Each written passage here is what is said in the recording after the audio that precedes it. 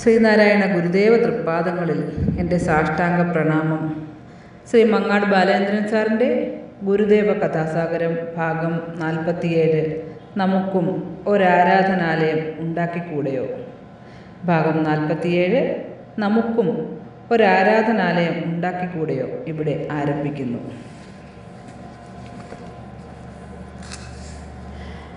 അരുവിപ്പുറത്തെ കൊടിതൂക്കിമല പുലികളുടെ ഒരു സ്ഥിരം താവളമായിരുന്നു. നിർഭയരായി പുലിക്കൂട്ടങ്ങൾ ആ മലയിൽ യഥേഷ്ടം സഞ്ചരിച്ചു പോന്നിരുന്നു. മലയും ഗുഹയും സ്വഭവനമാക്കിയിരുന്ന ഗുരുദേവന് അവ യാതൊരു വിധത്തിലും ഉപദ്രവകാരികളായിരുന്നില്ല.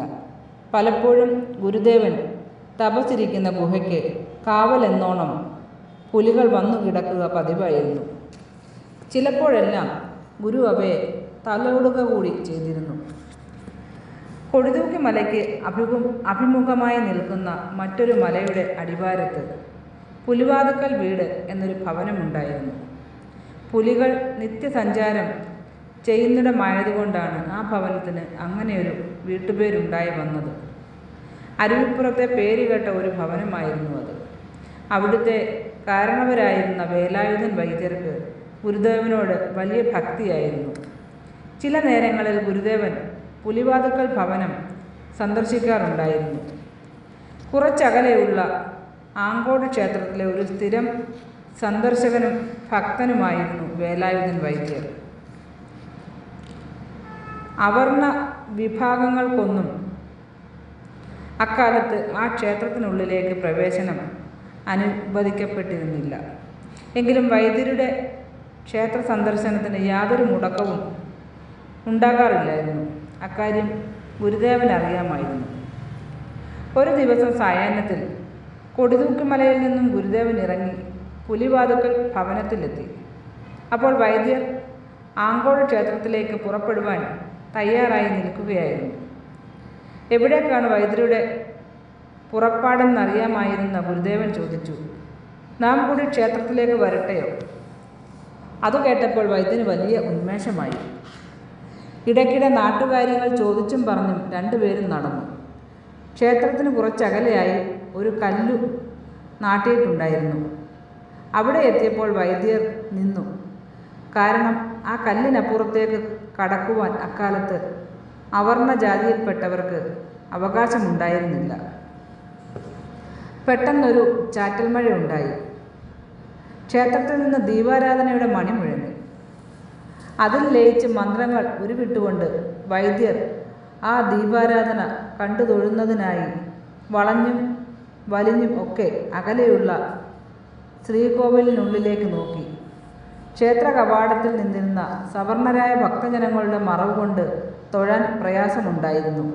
എങ്കിലും വൈദ്യരത് കാര്യമായി എടുക്കുകയുണ്ടായില്ല. അഥവാ കാര്യമായി എടുത്താലൊട്ട് ഫലവും ഉണ്ടായിരുന്നില്ല. കുറെ കഴിഞ്ഞ് ക്ഷേത്രത്തിനുള്ളിൽ നിന്നൊരു ശാന്തിക്കാരൻ വന്നു. അകലെ നിന്നുകൊണ്ട് കുറച്ചു കളഭം എറിഞ്ഞുകൊടുത്തു. വൈദ്യർ അത് താഴെ വീഴാതെ തൻ്റെ മുണ്ട് നിവർത്തിപ്പിടിച്ച് എടുത്ത് സംതൃപ്തനായി. ആ രംഗമെല്ലാം ഗുരുദേവൻ മാറി നിന്ന് വീക്ഷിക്കുകയായിരുന്നു. തിരികെ നടക്കുന്നതിനിടയിൽ ഗുരുദേവൻ വൈദ്യരോട് ചോദിച്ചു, വൈദ്യ, ഇതെന്തു കഷ്ടമാണ്. നമുക്കും ഒരു ആരാധനാലയം ഉണ്ടാക്കിക്കൂടെയോ?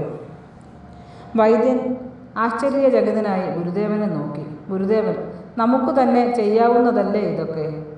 വൈദ്യൻ, പൊന്നുസ്വാമി, എന്നാൽ എന്തു രക്ഷയായി?